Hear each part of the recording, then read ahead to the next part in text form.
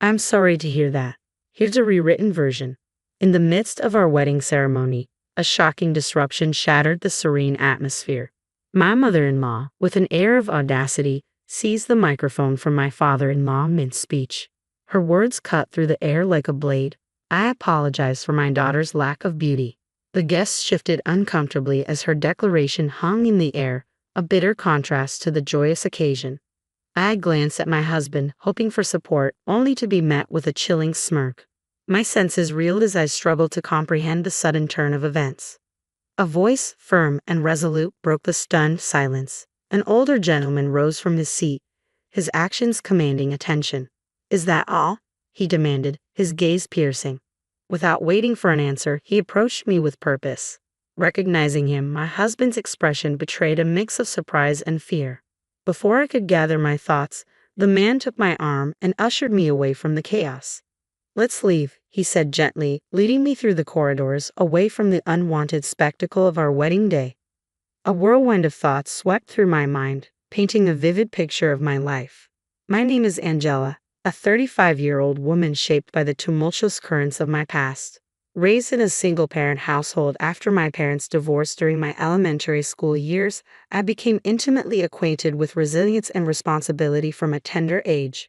In my 20s, life took an unexpected turn when my mother fell ill, requiring my devoted care. Days melded into nights as I juggled the demands of work and the duties of a caregiver, my world revolving around her needs. Despite the challenges, I persevered, driven by love and duty. As the years passed, still unmarried in my 30s, fate intervened in the form of Stephen. A chance encounter at my office, where I manned the reception desk, blossomed into something more profound. Stephen, a man of kindness and understanding, saw beyond the complexities of my life and extended a hand of love. His proposal, offered despite the weight of my caregiving responsibilities, stirred a maelstrom of emotions within me. Could I dare to embrace happiness while tethered to the obligations of my past? Dope gnawed at my resolve, a relentless companion in the journey of love. Yet Stephen's unwavering support shattered the walls of my uncertainty. With tender words, he laid bare his heart, offering not just a partnership, but a promise of inclusion. "Let us be a family of 3, he proposed, a beacon of light in the darkness of my doubts. Moved by his heartfelt proposal, I made the decision to marry Stephen. However, when we shared the news with our parents, the reactions couldn't have been more contrasting. While my mother overflowed with joy, Stephen's mother, whom we'll call Ruth, responded with cutting disdain. During our first visit to Steve's home as an engaged couple, Ruth's words pierced the air like arrows. "I must be frank, I don't consider a woman from a single-parent family suitable for my son," she declared, her tone laced with contempt. As we embarked on wedding preparations, Ruth's hostility persisted, veiled in sarcasm and barbed remarks. Her comments, dripping with disdain, chipped away at my resolve. Despite her relentless jabs, I held my ground, refusing to allow her insults to go unchallenged. "I can endure your insults, but I won't tolerate you speaking ill of my mother," I asserted firmly, meeting her venomous words with unwavering strength. Yet Ruth's attacks only escalated, accusing me of using deceit to ensnare her son and casting unfounded aspersions on my family. Faced with her baseless accusations, I stood my ground, defending my honor and that of my loved ones. Though the road ahead seemed fraught with challenges, I refused to allow Ruth's bitterness to tarnish the love Stephen and I shared. With each attempt to assert myself, Ruth's venomous retorts intensified, leaving me feeling increasingly powerless. The thought of confiding in Steve crossed my mind, but I couldn't bear to burden him with unnecessary worries as we embarked on our journey into married life. Ruth's audacity reached new heights as she began to meddle in our wedding plans, even intruding upon the sacred ritual of selecting a wedding dress. Sitting alongside my husband, she boldly declared her intent to choose the gown herself. Steve, oblivious to the tension, praised his mother's sense of style and eagerly supported her involvement. "I appreciate your gesture, but I want the freedom to choose a dress that resonates with me personally," I asserted gently, refusing to relinquish control over a decision so deeply personal. "I traveled all this way for you, only to be met with disappointment," my mother-in-law lamented, her words dripping with hurt. My husband's immediate defense of her, always swift to side with her, especially when she portrayed herself as the victim, stung deeply. Yet, when it came to the wedding dress, a symbol of my joy and individuality, I couldn't yield. I understand, but I must choose my own dress. This moment is too important to compromise on, I affirmed resolutely, unwilling to sacrifice my vision for the sake of appeasing others. Despite her reluctance, my mother-in-law relented, though her resentment lingered. As the morning of the wedding dawned, her simmering animosity erupted into a shocking display of cruelty. What a dreadful dress! And the veil? Tasteless, she scoffed upon encountering my chosen attire in the dressing room. Her words cut deep, a venomous attack on the culmination of my dreams. Despite my rising distress, I endeavored to maintain composure, determined to sidestep any turmoil on my special day. My mother, who adores sewing, crafted this veil with love.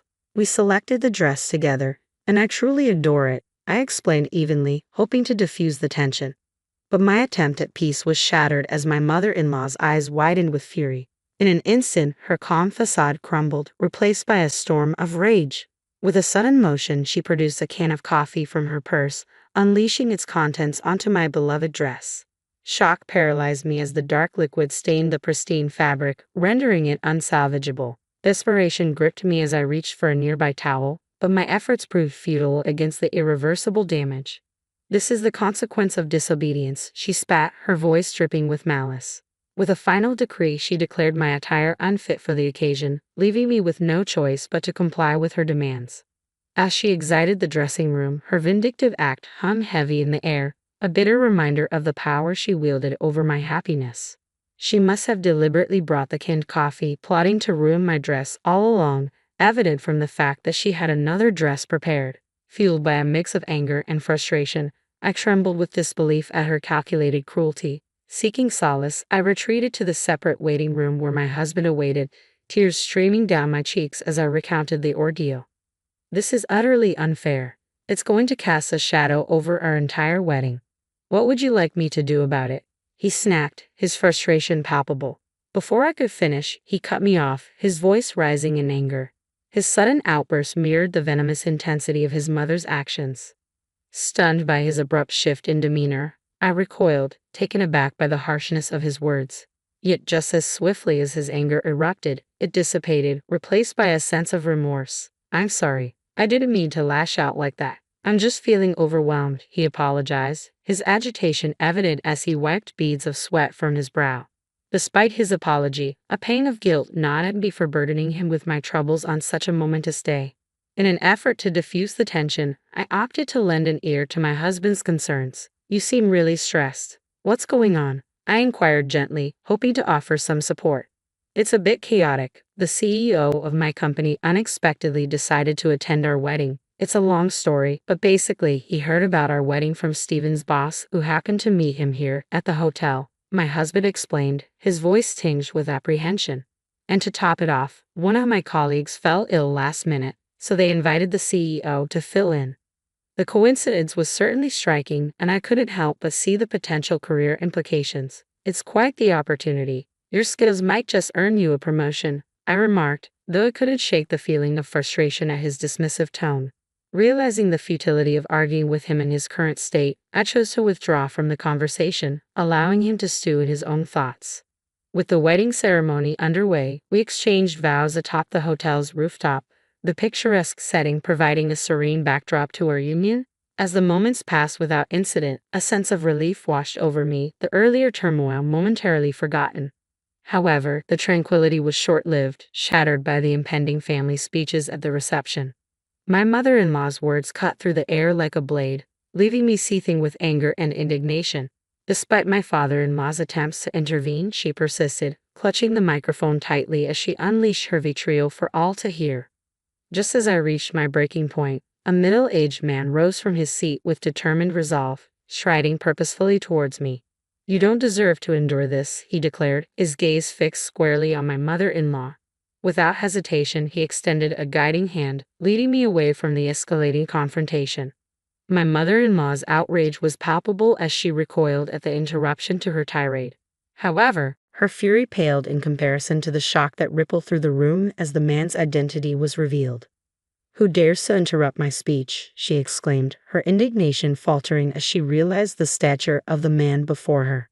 Beside her, Stephen's complexion drained of color as the truth dawned upon him. In a whirlwind of confusion, we hastily retreated from the reception hall, leaving the chaos behind.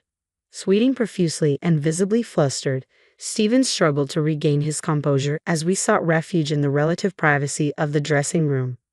"Why is my father here?" I gasped, the revelation sending shockwaves through my already tumultuous world. That's correct. Stephen's company's CEO is also my biological father. The dissolution of my parents' marriage stemmed from irreconcilable differences. Their constant conflicts, exacerbated by their shared workplace, led them to part ways in the belief that it was for my well-being. Despite the divorce, they maintained sporadic contact over the years. I had grown accustomed to seeing my father several times a month, his consistent child support ensuring my needs were met as I transitioned into adulthood. Even when my mother fell ill, he remained a steadfast presence, offering support in various forms, fostering a strong bond between us. Yet the revelation of his position as Stephen's boss caught me off guard. "I never knew my father was the CEO of Stephen's company," I murmured, grappling with the unexpected twists of fate. His sudden appearance at my wedding, contrary to his prior commitment to a business engagement, only added to the bewildering turn of events. "Why did you come if you had an important meeting?" I questioned, perplexed by his change in plans.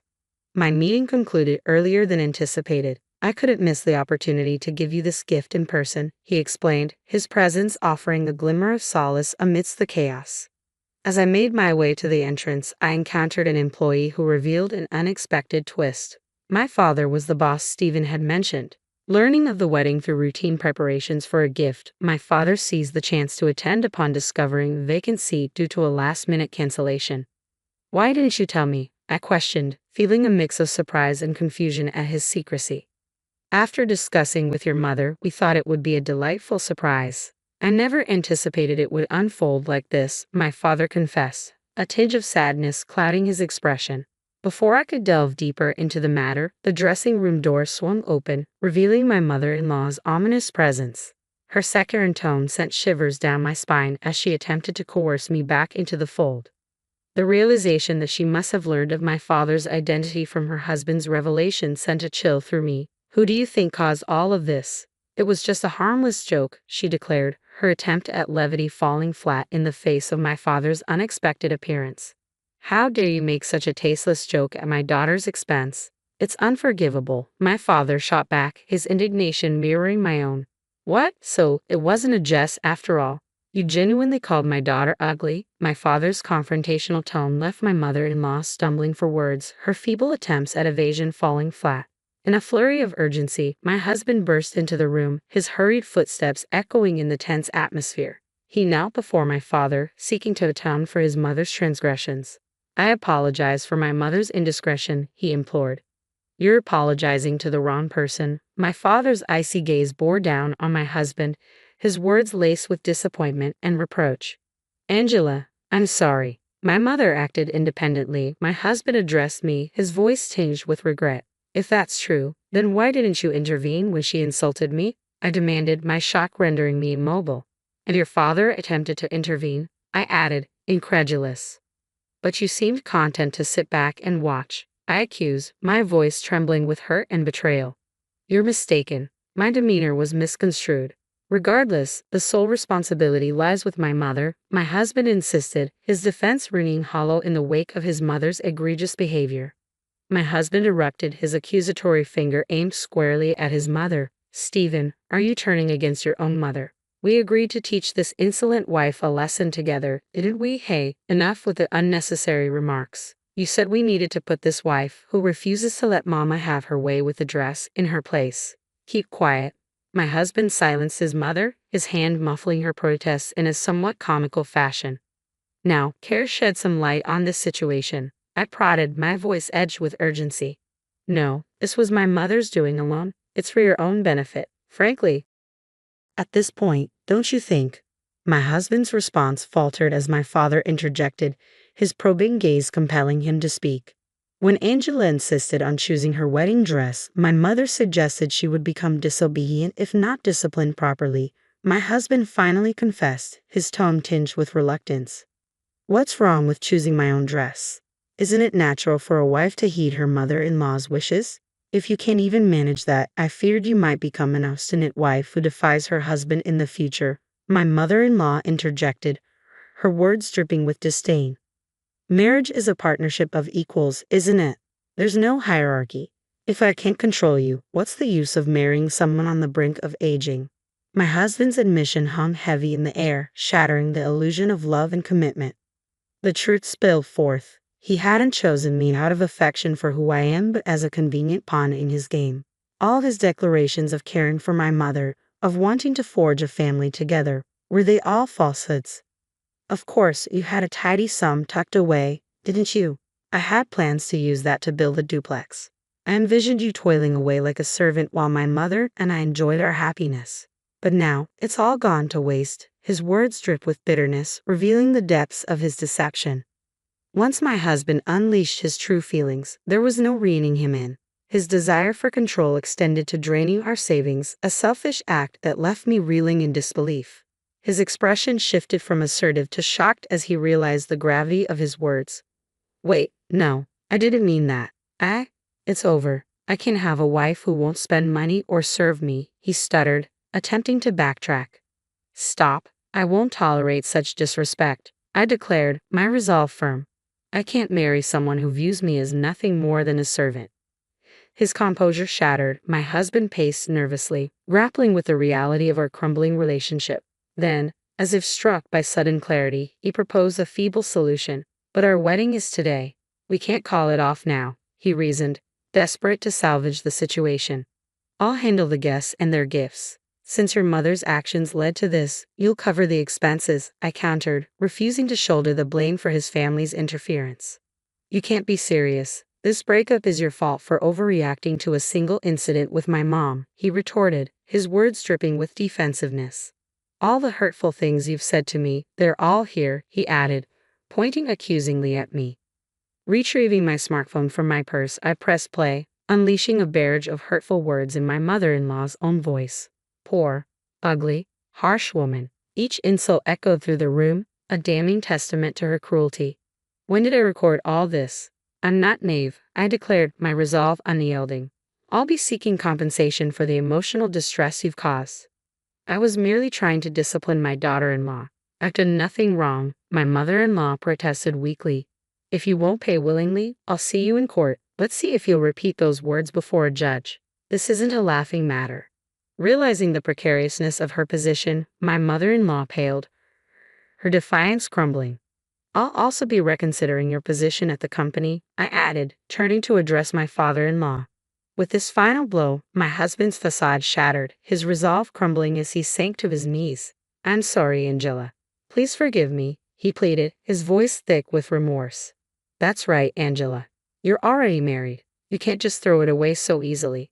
If we work together, we can overcome this obstacle and have a great future together, my husband and mother-in-law pleaded desperately. Shrugging off their attempts at reconciliation, I fixed them with a steely glare. Enough of your deceitful words. You're both despicable, I spat before storming out of the dressing room. Keeping true to my word, I proceeded to dissolve my engagement with Stephen and filed a lawsuit against my mother-in-law for the emotional torment she caused.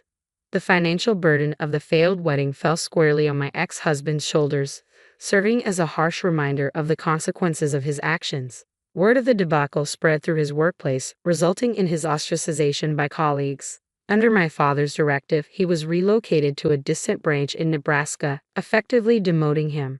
My ex-mother-in-law faced scorn from her own relatives for sullying their family's reputation with a divorce. Meanwhile, my ex-father-in-law wasted no time in ejecting her from their home. As for me, I redirected my focus to my career, having no desire to entertain the notion of marriage again.